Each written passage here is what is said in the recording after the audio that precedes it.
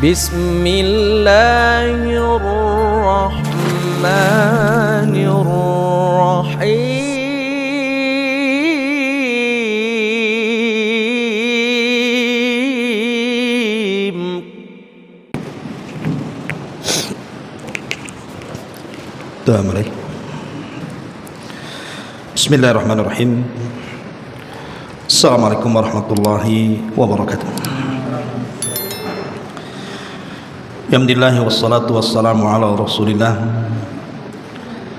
wa ala alihi wa sahbihi wa mawalah wa la hawla wa la quwata illa billahi wa ba'du. Alhamdulillah, segala puja dan puji hanya milik Allah subhanahu wa ta'ala.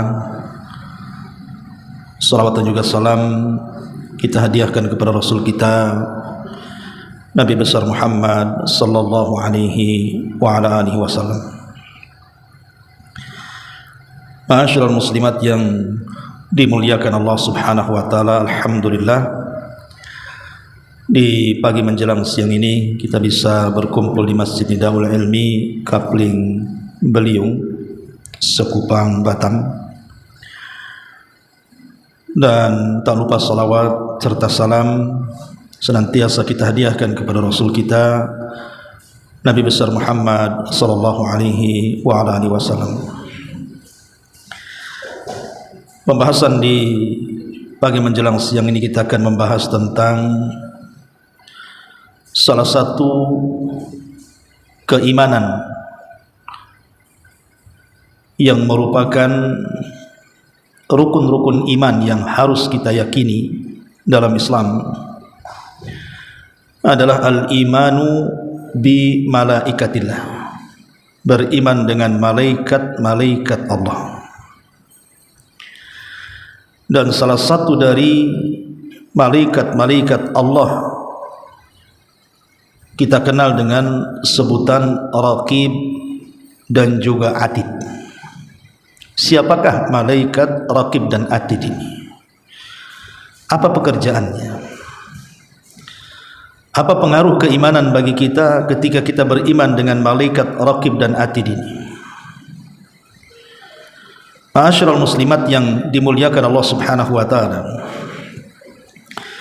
disebutkan di beberapa ayat dalam Al-Quran dan beberapa hadis Nabi sallallahu alaihi wasallam tentang keberadaan malaikat Raqib dan juga Atid. Sebut saja dalam surah Al-Infitar ayat 10-12. Allah subhanahu wa ta'ala berfirman, wa inna alaikum lahafidhin kiraman katibin ya'lamuna ma taf'alun. Padahal sesungguhnya bagi kamu ada malaikat-malaikat yang senantiasa mengawasi pekerjaan. Malaikat-malaikat yang mulia di sisi Allah dan malaikat-malaikat yang mencatat perbuatan-perbuatan itu, mereka mengetahui apa yang kamu kerjakan. Dari ayat ini Allah subhanahu wa ta'ala katakan kiraman katibin, ada malaikat-malaikat yang senantiasa mencatat amalan kita.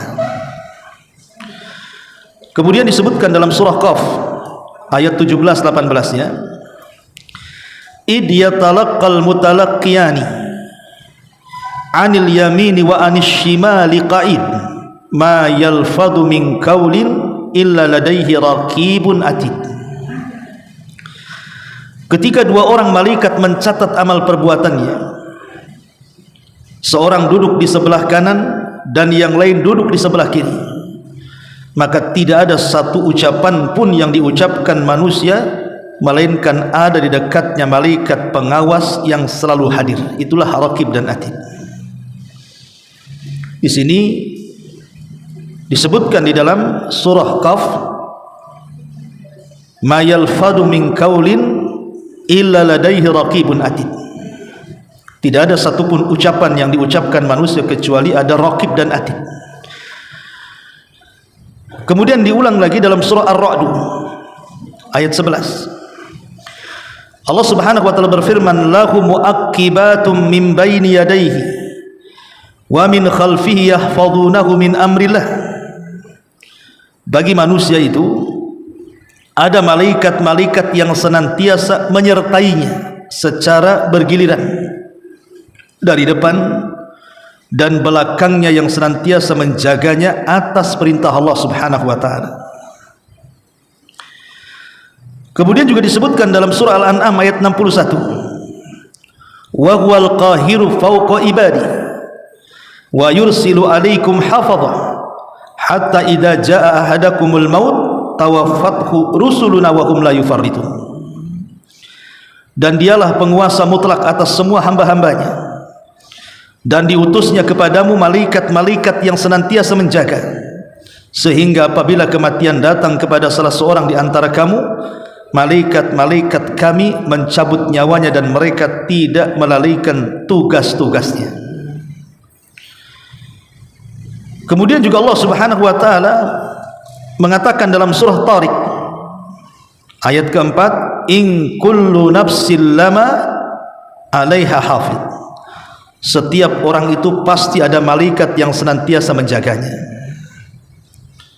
Dan yang terakhir disebutkan dalam surah Al-Qamar ayat 52 sampai 53, wa kullu syai'in fa'aluhu fi zubur wa kullu saghirin wa kabirin mustatir. Dan segala sesuatu yang telah mereka perbuat tercatat dalam buku-buku catatan yang ada di tangan-tangan para malaikat. Dan segala urusan yang kecil maupun yang besar semua tertulis di tangan-tangan malaikat. Ayat-ayat ini dari mulai surah Al-Infitar ayat 10 sampai 12, kemudian surah Qaf ayat 17 sampai 18, kemudian surah Al-Qamar ayat 52 sampai 53, kemudian Ar-Ra'd ayat 11, kemudian Al-An'am ayat 61 dan surah Tariq ayat keempat. Ini semua sebagai dalil bahwa ada malaikat-malaikat yang senantiasa menyertai kita sepanjang waktu, mulai lahir kita sampai wafat kita. Siapa ini atau siapa malaikat yang senantiasa menyertai kita itu? Dialah malaikat Raqib dan juga malaikat Atid. Perlu ibu ketahui bahwa kalimat Raqib dan Atid itu bukan nama. Bukan nama seperti Munkar, Nakir, Jibril, Mikail, Israfil. Bukan. Raqib, Atid itu sifat. Jadi malaikat yang memiliki sifat Raqib dan malaikat yang memiliki sifat Atid. Jadi bukan nama ya. Kita sering salah menyebut malaikat namanya Raqib dan Atid. Bukan nama. Ini sifat. Bahwa ada malaikat itu tersifati dengan Raqib dan ada malaikat itu tersifati dengan sifat Atid. Apa Raqib dan apa Atid? Ulama mengatakan bahwa yang dimaksud Raqib di sini ada 3 makna. Disebut malaikat Raqib itu karena memiliki 3 makna. Yang pertama, annahu asyahid, bahwa malaikat Raqib itu disebut Raqib karena dia asyahid, menyaksikan kita setiap hantakan waktu kita, setiap detiknya itu diawasi betul. Dia menyaksikan apapun yang kita lakukan, baik dalam terjaganya kita, baik dalam tidurnya kita, baik dalam ucapannya kita, perbuatannya kita, apa yang kita katakan dalam hati secara batin ataukah yang kita katakan secara zahir, semua disaksikan malaikat ini. Itulah Raqib, senantiasa memperhatikan kita. Makna yang kedua, annahu al-hafidh. Makna yang kedua, maksudnya Raqib itu adalah malaikat yang senantiasa menjaga kita. Jadi kita dijaga oleh malaikat ini. Pamannya ibu lagi dari rumah ke pengajian sini, tiba-tiba ada kontainer lewat. Harusnya secara logika ibu ketabrak tuh, selamat pula ibu, alhamdulillah. Siapa yang menjaga dan menyelamatkan ibu? Itulah Raqib. Ibu tidur di rumah, tidur di tembok, tidak tidur di kasur. Padahal kan banyak rayap-rayap itu, ada semut, ada binatang-binatang yang kecil. Ketika ibu tidur walaupun berjam-jam tak ada tuh semut masuk kuping. Semut masuk hidung, semut ganggu kita, nggak ada. Siapa yang jaga waktu kita tidur? Itulah Raqib. Jadi dia menjaga kita. Ini makna yang kedua. Makna yang ketiga, bahwa dia adalah malaikat yang tatabbu lil umuri nas. Dia mencari-cari urusan-urusan manusia. Dia akan mengikuti kemana kita berada. Ibu mau ada urusan di Batam, mau ada urusan di Tanjung Pinang, mau ada urusan di Bandung, mau ada urusan di Jawa Barat, mau ada urusan di Flores, di mana saja, malaikat ini ikut terus. Apa yang kita lakukan dalam urusan-urusan kita, urusan apa saja, maka mereka senantiasa mengawasi kita, mencari-cari perkara-perkara yang kita lakukan. Inilah tugasnya malaikat Raqib, menyaksikan, menjaga, dan mencari-cari urusan kita. Itulah disebut Ar-Raqib namanya, malaikat Raqib. Adapun malaikat Atid, disebut malaikat Atid, memiliki dua makna. Makna yang pertama, annahul hadir alladhi la yaghib. Hadirun atau al-hadiru alladhi la yaghib. Malaikat itu senantiasa hadir dan tidak pernah luput dari kita, ada terus. Coba bayangkan ibu kalau kemana-mana sama suami, nggak bisa macam-macam kan bu, suaminya ada di situ terus. Lah bagaimana ini malaikat ini kan nggak nampak tuh, tapi dia hadir terus. Dia tidak pernah tidak hadir depan kita, baik kita sedang terjaga atau sedang tidur, sedang mukim atau sedang safar, sedang taat atau sedang maksiat, semuanya hadir. Malaikat ada di situ menyaksikan kita. Itulah Atid, ya. Kemudian makna yang kedua juga, annahul hafidul mu'tad. Annahul hafidu al-mu'ad, imma lil hifdi wa imma lil syahadah. Bahwa Atid adalah malaikat yang senantiasa menjaga dan terus menjaga dan terus memperhatikan, kurang lebih dengan Raqib juga maknanya. Lah inilah hakikat tugas daripada dua malaikat yang tersifati dengan Raqib, yang merupakan malaikat yang terus memperhatikan kita atau menyaksikan, menjaga kita dan mencari-cari urusan kita. Ataupun malaikat yang tersifati Atid, karena dia senantiasa hadir dan tidak pernah luput dari pandangan dia akan perbuatan kita, dan senantiasa menjaga dan terus menjaganya.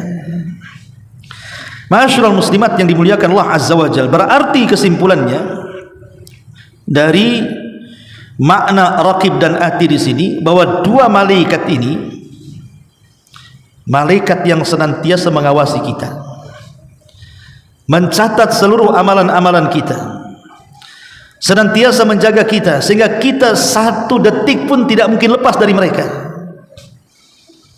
Ma'asyiral muslimat yang dimuliakan Allah Azza wa Jalla. Makanya Syekh Ibn Utsaimin rahimahullahu taala dia mengatakan, Raqib ay muraqibun lailan wa nahara. Raqib adalah malaikat yang senantiasa memantau siang dan malam. La yanfaq anil insan, tidak mungkin lepas dari manusia. Atid hadirun la yumkin an yaghib. Bahwa Atid adalah malaikat yang senantiasa hadir, tidak mungkin dia gaib, absen, dan tidak mungkin diwakilkan kepada selain malaikat Raqib. Pamannya diwakilkan ke kawan sesama malaikatnya, aku ada tugas, kewakilkan awasi orang itu dulu. Tidak, dia tidak mungkin mewakilkan kepada malaikat yang lain untuk mengawasi kita, karena dia memang tugasnya senantiasa hadir, tidak mungkin absen dari diri kita. Ma'asyiral muslimat yang dimuliakan Allah Azza wa Jalla, dari sini hendaklah seorang mukmin takut. Kalau seandainya ada dua malaikat ini senantiasa mengawasi kita, makanya ketika kita yakin bahwa di samping kiri kanan ada Raqib dan Atid, itu harusnya melahirkan asar imaniyah, pengaruh-pengaruh keimanan pada diri kita. Apa saja pengaruh-pengaruh keimanan ketika kita yakin bahwa di samping kiri kanan depan belakang kita itu ada Raqib dan Atid? Pertama, lahir muraqabatullahi fis sirri wal alam.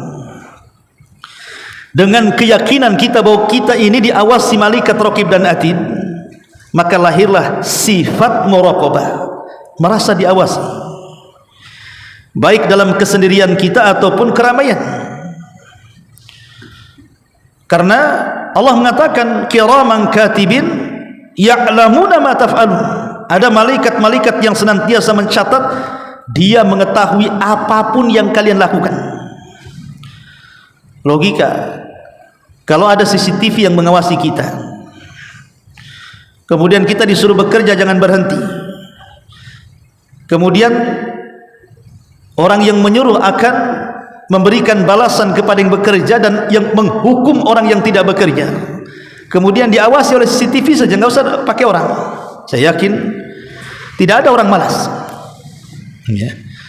Maka begitu juga sama ketika kita merasa diawasi malaikat, maka kita akan melangkah secara hati-hati.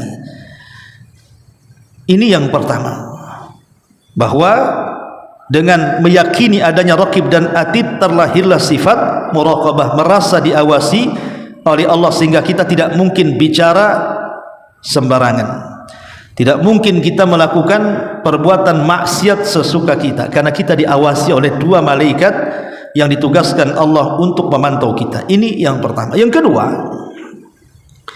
lahir sifat al-haya, perasaan malu. Karena memang para malaikat sendiri adalah makhluk yang disifati dengan sifat malu. Karena mereka, para malaikat juga kalau melihat manusia bermaksiat kepada Allah Subhanahu wa taala, mereka juga akan merasa malu. Maka sifat malaikat pemalu itu juga harus tertanam pada diri kita, bahwa ketika kita yakin di sana ada malaikat raqib dan atid yang mengawasi kita, sehingga ketika kita hendak maksiat adalah perasaan malu. Aduh, ini diawasi kita ini, nggak mungkinlah saya melakukan ini itu dan lain sebagainya. Ketika dia kakinya melangkah ke tempat maksiat untuk berzina, malu, nggak jadi, karena malaikat itu senantiasa ikut dengan kita. Kalau ada manusia yang melangkah untuk umpamanya ibu nih, memang sengaja dari rumah datang ke rumah tetangga untuk acara gibah ria, udah dijadwalkan dari kemarin mau gibah tuh, ya. Ketika hari hanya tak jadi, aduh nggak bisalah, karena ada malaikat yang ikut saya, mencatat saya, menyaksikan saya, malu saya, tak jadi. Makanya lihat kisah-kisah umpamanya ada seorang anak muda yang hampir berzina, tiba-tiba kemudian si perempuan mengatakan ittaqilah, bertakwalah engkau fulan, akhirnya dia bertobat, tidak jadi berzina, karena dia merasa ada pengawas selama ini yang mengawasi dia. Kalau setiap orang memiliki keyakinan seperti itu, insya Allah akan baik orang itu. Ini yang kedua. Yang ketiga, lahirlah sifat al-ijtihad fil amali saleh. Kalau kita yakin bahwa di samping, kiri, kanan, depan, belakang kita itu ada raqib dan atid, pasti terlahir kesungguhan dalam ibadah, kesungguhan dalam amal saleh. Karena para malaikat akan mengangkat amalan-amalan kita ke langit dan akan memperlihatkan di hadapan Allah Subhanahu wa taala. Allah katakan, ilaihi yas'adul kalimut thayyib wal amalus salihu yarfa'u. Kepada Allah lah ucapan-ucapan yang indah dan amal-amal saleh itu akan dinaikkan. Siapa yang menaikkan amal saleh itu? Para malaikat, ya. Catatan-catatan malaikat akan dinaikkan ke langit. Dan kita seorang muslim tentu tidak mau catatan yang naik ke langit itu kan catatan buruk. Maunya amalan yang naik dan diperlihatkan di hadapan Allah itu kan yang baik-baik. Maka ketika kita yakin bahwa di samping kiri kanan kita ini ada malaikat raqib dan atid, berarti lahirlah sifat kesungguhan dalam melakukan amal soleh. Ini yang ketiga. Yang keempat, hubbu haula'il malaikah al-mukallafina bi a'malil ibad. Kalau kita sudah tahu bahwa ada malaikat-malaikat yang mencatat amal buruk kita, dicatat, amal baik dicatat, habis itu dilaporkan kepada Allah, maka kita semakin cinta dengan malaikat, semakin cinta dengan malaikat. Kenapa? Malaikat nggak suruh dibayar. Emang ibu bayar malaikat untuk menyampaikan amal ibu ke langit? Dilaporkan kepada Allah Azza wa Jalla. Kita saja di dunia kalau kita butuh kepada audit, umpamanya di perusahaan, itu harus bayar tuh. Umpamanya ini ngomong audit perusahaan, itu ada orang-orang tertentu yang harus dibayar. Ini malaikat tidak perlu ibu bayar, tapi dia memang sudah tugasnya apa?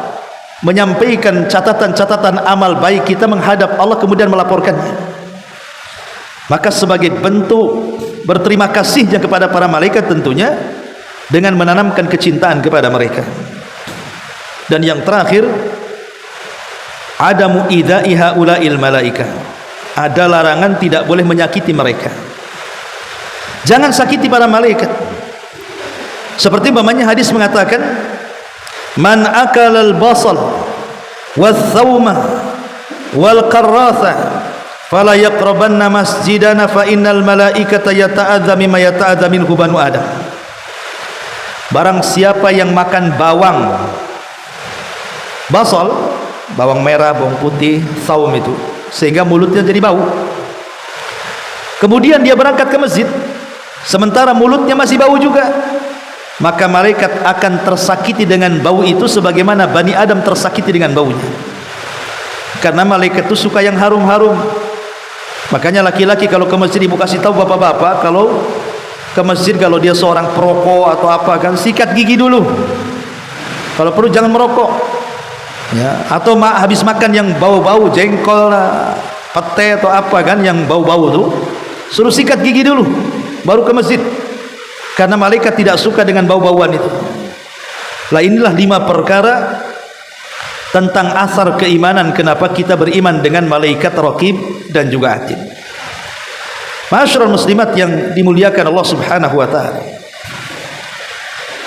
Kita fokus kepada satu ayat di dalam Al-Qur'an surah Qaf ayat 17 dan 18, karena ini fokus kepada tugas malaikat raqib dan atid.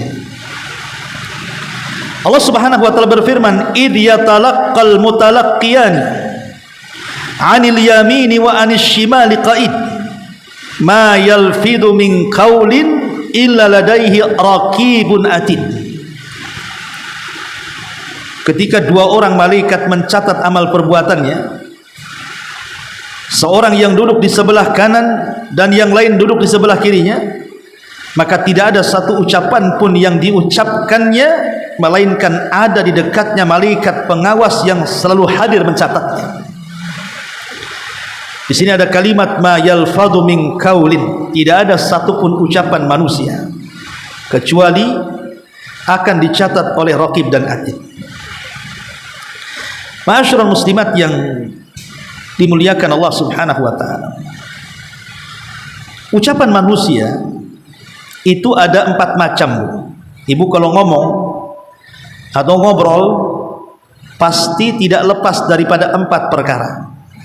Saya, ibu atau siapapun kalau ngomong, ngobrol dengan kawannya, bercerita dengan kawannya, bercerita dengan keluarganya, pasti tidak lepas dari 4 perkara. 1, ada ucapan manusia itu yang qismun huwa dhararun mahd. Ucapannya semua madarat, tidak ada kebaikannya. Jadi ada orang yang mengucap itu sama sekali tidak ada kebaikan ucapannya. Isinya cacian, makian, gibahan, hinaan, pokoknya jelek semua. Ini yang pertama.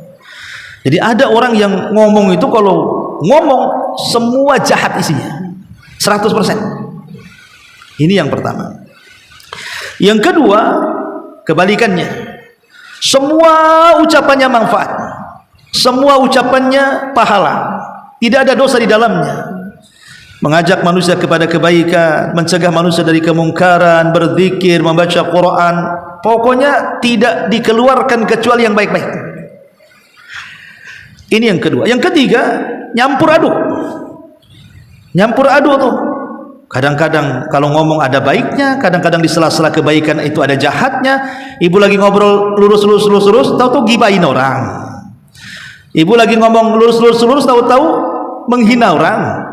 Itu kadang-kadang ucapan manusia ini sewaktu-waktu ada baiknya, sewaktu-waktu tidak ada baiknya, tuh nyampur di situ tuh.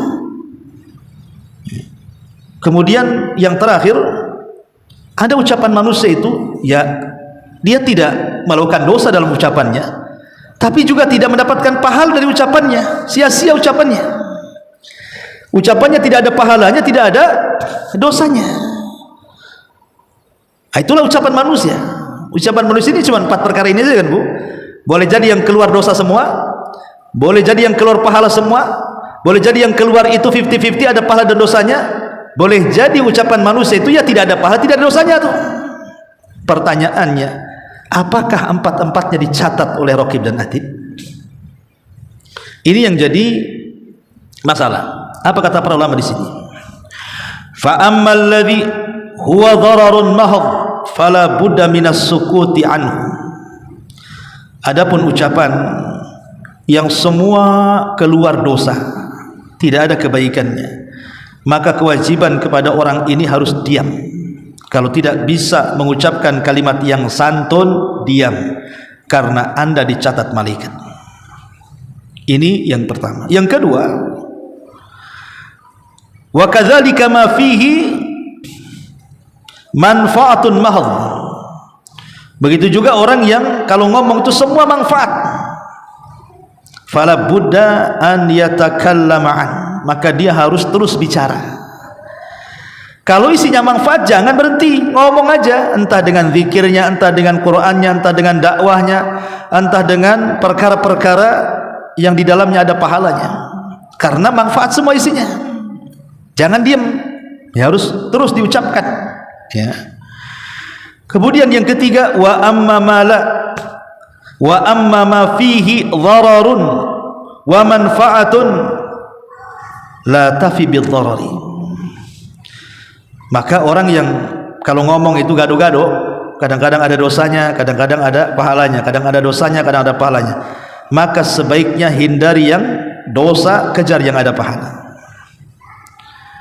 Kemudian yang terakhir, tidak ada dosa, tidak ada pahala, itu namanya fudul, berlebihan. Ini bisa menghabiskan waktu, ngobrol ngalor ngidul ngetan ngulon tidak jelas. Memang nggak gibah orang, nggak namimah, nggak ngina orang, tapi ngabisin waktu, dia akan rugi. Maka kata para ulama, ada yang berpendapat bahwa yang dicatat itu cuman 2 saja. Ucapan yang mengandung pahala dan ucapan yang mengandung dosa. Ini yang akan dicatat. Adapun yang tidak mengandung pahala dan dosa, maka tidak dicatat. Ini satu pendapat. Pendapat yang kedua, semua dicatat. Mau ucapan itu ada dosanya, mau ucapan itu ada pahalanya, mau ucapan itu tidak ada dosanya, mau ucapan itu tidak ada pahalanya, semua dicatat. Tetapi yang dihisap cuma 2, yang ada pahalanya dan yang ada dosanya saja. Tapi semuanya dicatat sebagai amanah. Tugas malaikat Raqib Atid itu sebagai pencatat, maka dicatat semuanya sampai kepada erungan orang yang sedang sakit tetap dicatat. Pamannya ada orang sakit bilang aduh, tetap dicatat tuh aduhnya tuh.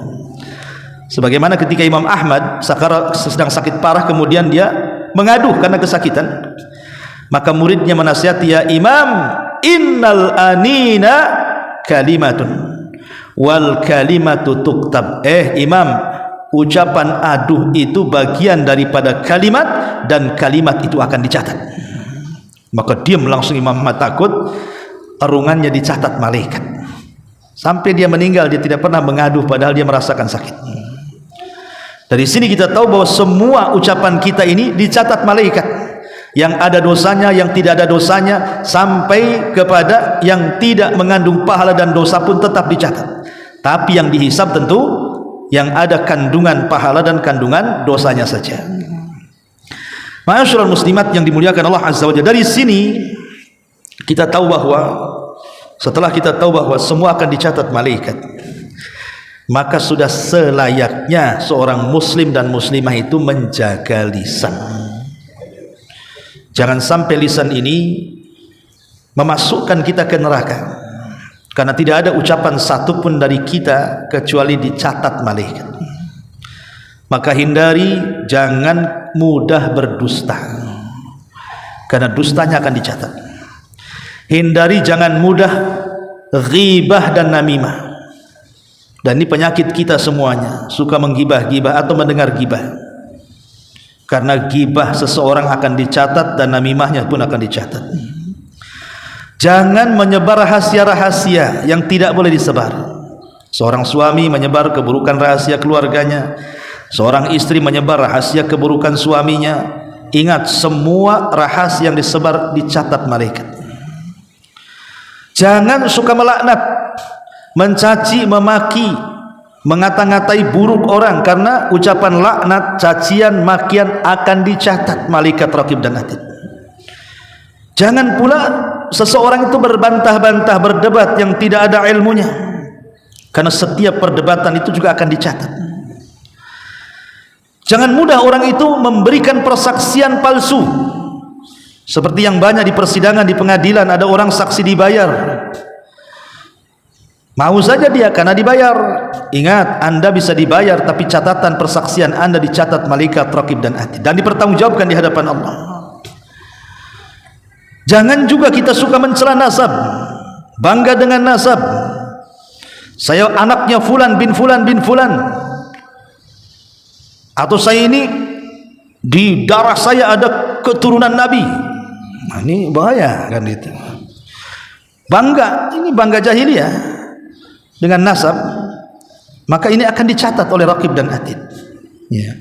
Termasuk juga orang yang menyebut-nyebut pemberian. Nyesel aku ngasih dia, katanya. Ngapain aku kasih dia, katanya. Kalau tahu dia begini, ngapain aku kasih dia, katanya. Akan dicatat. Ya. Kalau sudah sedekah ikhlas lah, ngapain disebut-sebut. Ya. Termasuk juga Allah akan mencatat ucapan manusia yang tidak ada gunanya. Ngabisin waktu saja ngobrol sama kawannya, akhirnya lupa zuhur, asar, maghrib, isya, subuh, ngobrol saja, dicatat semuanya. Jadi ucapan-ucapan ini semua akan dicatat oleh raqib dan atid. Maka kalau semua ucapan-ucapan manusia akan dicatat, sudah seharusnya pertama, jangan bicara kecuali yang ada manfaatnya. Yang kedua, pilih waktu yang tepat untuk bicara. Yang ketiga, jangan terlampau banyak bicara, karena banyak bicara itu pasti akan banyak kepelesetnya. Ketika banyak kepelesetnya berarti banyak dosanya. Ketika banyak dosanya berarti neraka tempatnya. Apalagi ya. Kemudian yang keempat, pilih bahasa yang akan dikeluarkan lisannya.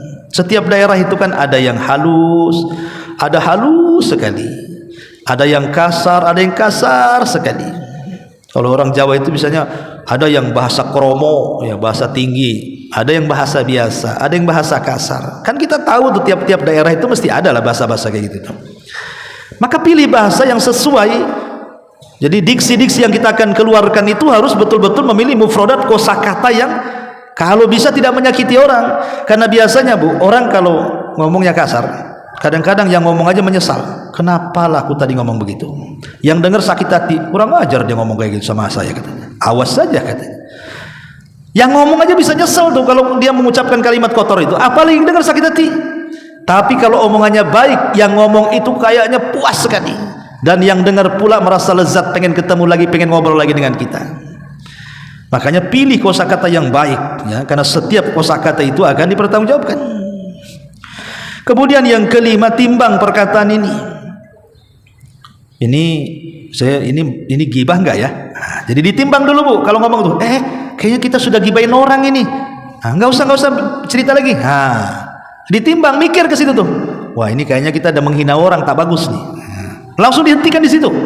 Ditimbang tuh kalau ngomong, ini enggak dilanjut. Kalau bisa besok lanjut lagi ya. Kapan lagi kita? Kalau bisa jangan di tempat ini ya, di warung kopi sana. Atau di rumah si Anu gitu, lebih enak, lebih luas lagi itu. Di situ ada mic-nya lagi, bisa keras kita ngomong. Ah, ini kan repot Bu, ya. Jadi jangan pula dijadwal untuk gibah. Justru kita menimbang. Kalau sudah ngomong nih, ini salah, ini kita udah harusnya dulu sudah bengkok kita ini. Nah, balikin lagi. Ditimbang kalau ngomong itu. Kemudian ingat, sebagaimana orang punya aib yang kita kadang-kadang singkap-singkap, Kita juga punya aib loh, jangan salah. Jangan membongkar aib orang, karena nanti Allah akan kirim membongkar aib kita lebih parah dibandingkan kita membongkar aib orang. Karena al-jaza min jinsil amal, masalahnya balasan itu disesuaikan dengan amalannya. Kemudian kalau ngomong itu cari bahasa-bahasa yang mudah dipaham, jangan jelimet. Ada orang itu ngomong ngalur ngidul segitu pula lah, itu intinya. Jadi ambil bahasa yang mudah, yang enak gitu ya. Dan jangan membiasakan menggunakan bahasa-bahasa kotor, bahasa-bahasa menyakitkan, membentak-bentak. Pokoknya pandai-pandailah. Ketika memuji jangan berlebihan memuji. Ya, ketika mencela ya dihentikan celaannya. Dan jangan mengambil keridhaan manusia untuk bermaksiat kepada Allah. Contoh mamanya ini, karena kawannya banyak berjasa kepada ibu, kemudian dia pun ngajak gibah ibu layani saja. Kenapa? Nggak enak katanya. Dia udah banyak berbuat baik pula sama saya. Kalau saya pergi dari situ tersinggung pula dia, Ustaz. Nggak bisa lagi saya pinjam uang sama dia nanti. Itu kadang-kadang ada orang yang mencari keridhaan untuk bermaksiat. Nggak boleh. Ya. Kalau sudah maksiat tetap maksiat. Kemudian kalau seandainya seseorang hendak bicara dengan orang, ya lihat waktu. Kalau bentuknya nasihat, dan menasihat itu maksudnya menyampaikan kebaikan kepada orang lain. Kadang ada orang berikan nasihat itu bukan menasihati, tapi sedang membongkar-bongkar aib dia, atau dia nasihati depan orang jadi malu. Maka ini semua kan bagian daripada kalam, Bu. Maka saya nasihatkan, karena di samping kiri kanan depan belakang kita ini ada raqib dan atid, maka pandai-pandailah memilih kosakata dalam bicara. Wallahu a'lam bishawab. Ini yang bisa sampaikan mengenai tentang pengenalan kita kepada dua malaikat mulia, raqib dan juga atid. Baik, sebelum saya tutup, silahkan kalau ada yang bertanya.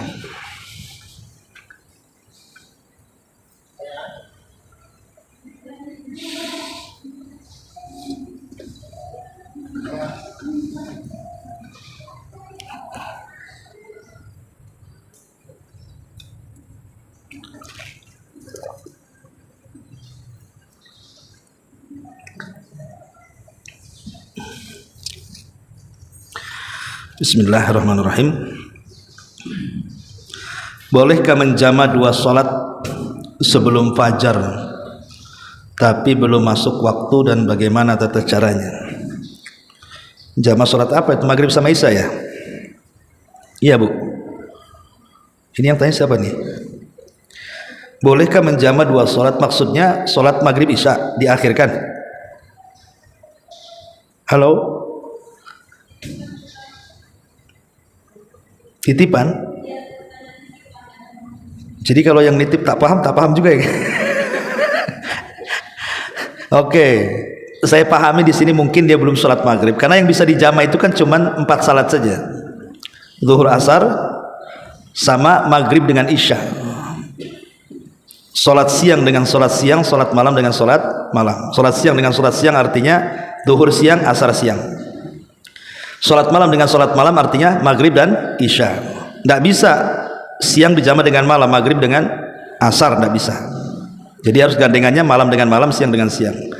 Dan tidak bisa dengan pagi. Makanya subuh itu tidak ada gandengannya dia, karena subuh pagi cuma satu. Pagi dengan siang gak ketemu, pagi dengan malam gak ketemu. Tapi kalau malam dengan malam, siang dengan siang masih ketemu lah. Mungkin kalau yang saya pahami dia belum sholat maghrib, mungkin dia safar atau dia ketiduran, tahu-tahu bangun jam 4, anggap saja gitu ya, sudah qiraah sebentar lagi subuh, maka boleh menjama, boleh, nggak apa-apa.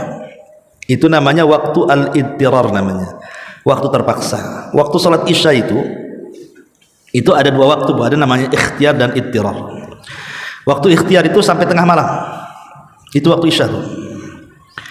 Tetapi waktu idtirar terpaksa, karena ada hal-hal yang menjadikan dia tidak bisa sholat isya tengah malam, mungkin dia safar, ketiduran, maka boleh mengakhirkan sampai sebelum waktu fajar. Maka sebelum sholat subuh, kalau masih ada waktu, boleh kita menjama maghrib dan isya. Wallahu a'lam. Bismillah. Bagaimana hukumnya sumpah serapah orang yang sedang marah-marah dan sangat emosional? Ya tetap tidak boleh. Makanya pentingnya orang lagi marah itu kita disuruh untuk banyak bergerak. Kalau marahnya berdiri, duduk. Kalau marahnya duduk, baring. Kalau masih baring juga marah, cari tempat lain, ya keluar. Kalau masih marah juga ambil wudu. Masih marah juga sholat. Masih marah juga minum obat lah. Tuh pemarah lah dia tuh. Jadi mungkin kolesterolnya lagi naik, darah tinggi lagi naik, itu suruh minum obat tuh kalau udah macam-macam. Kok nggak berhenti juga marahnya. Tapi yang jelas bahwa orang yang lagi marah itu biasanya kan marah itu kan dari setan, Bu. Makanya orang marah itu rata-rata tidak ada yang baik, kecuali marahnya karena agama. Kalau marah karena agama, saudara kita dibantai seperti di Palestina, ajaran kita dihina-hina, Quran diinjak-injak, ya itu marah, itu yang positif, marah yang baik, dan kita harus marah, ya. Tapi kalau marahnya bukan karena itu, yang biasa di masyarakat gitu kan, yang umumnya orang mudah emosi, marah dan begitu seterusnya, itu kadang-kadang itu mengucapkan kalimat yang aneh-aneh tuh. Orang binatang keluar semua, setan genderuwo keluar semua. Kadang-kadang kata-katanya juga nggak jelas, kadang-kadang main tangan, macam-macam marah itu. Maka sebaiknya Rasul mengatakan, makanya Nabi itu sampai 3 kali menasihati sahabat tuh, la taghdab, la taghdab, la taghdab, jangan marah, jangan marah, jangan marah, sampai 3 kali. Karena marah ini sumber setiap keburukan. Sumber setiap keburukan itu dari marah. Marah itu bisa apa-apa. Orang baik-baik bisa saling bunuh-bunuhan. Gara-gara marah orang bunuh tuh. Saudara retak, suami istri cerai. Ya. Orang tidak bersalah disalahkan, orang tidak layak dipenjara dipenjarakan. Orang lagi marah. Dia bisa apa saja orang lagi marah itu. Nyewa Samsung, tolong pukul orang itu. Ya, orang lagi marah itu apa? Makanya marah itu sumber keburukan. Maka kalau sedang marah, kalau dalam rumah tangga, bagi perempuan diam. Karena kita tahu, Bu, secara psikologi kan, perempuan itu setiap hari harus banyak mengeluarkan kosakata, kan, Bu? Nah, saya dengar begitu, kalau perempuan itu harus banyak mengeluarkan kosakata. Kalau laki-laki kosakatanya terbatas, Bu. Makanya laki-laki itu lebih banyak diam, sabar. Perempuan lebih banyak ngoceh aja kemana-mana, gitu ya. Karena setiap hari dia harus mengeluarkan kata-kata banyak. Apalagi kalau ada anak kecil teriak sana teriak sini, pakpuk kan. Laki-laki kan kata-katanya terbatas, mungkin di luar sudah ngobrol sama kawannya, pulang ke rumah sudah habis kata-katanya, diam aja kan. Jadi ibu harus sabar. Mungkin kata-kata suaminya sudah dihabiskan di luar rumah. Jangan bilang, Ustadz suami saya ini nggak tahu pendiam, dia nggak. Bukan pendiam, mungkin sudah habis di luar kata-katanya. Sudah ngobrol sama kawannya sehingga sampai rumah habis. Males dia ngomong. Ya, kalau ibu kan terbalik, suami ibu justru heran. Istri kok nggak banyak ngomong nih, kan sakit nih. Karena perempuan kan harus banyak ngomong.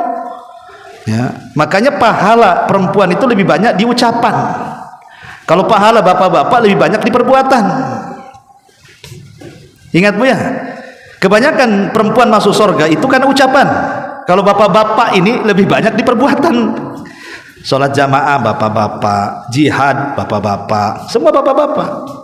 Ibu itu ya zikir, baca Quran, ya nyenengin suami dan begitu seterusnya. Makanya harus dipahami itu bahwa kalau seandainya ini konteksnya keluarga, ya harus sabar. Dan yang menyumpah serapah ya dinasihati. Tapi kalau di luar rumah, entah dengan tetangga atau dengan kawannya, nggak usah didengar. Ya langsung pergi saja, nggak usah didengar dan nggak usah dibalas juga, supaya dibedakan mana yang berakal, mana yang sehat. Ya, mana yang gila sama mana yang tidak gila. Kalau orang sumpah serapah ibu layani, sumpah serapah juga nggak bedanya ibu gilanya dengan dia. Ya, jadi kalau bicara hukum ya tentu tidak boleh sumpah serapah, apalagi sampai marah-marah, mengeluarkan kata-kata yang tidak pantas dikeluarkan. Wallahu a'lam. Baik, sampai di sini. Subhanaka bihamdika, asyhadu an la ilaha illa anta, astaghfiruka wa atubu ilaik. Allahu ta'ala alam. Assalamualaikum warahmatullahi wabarakatuh.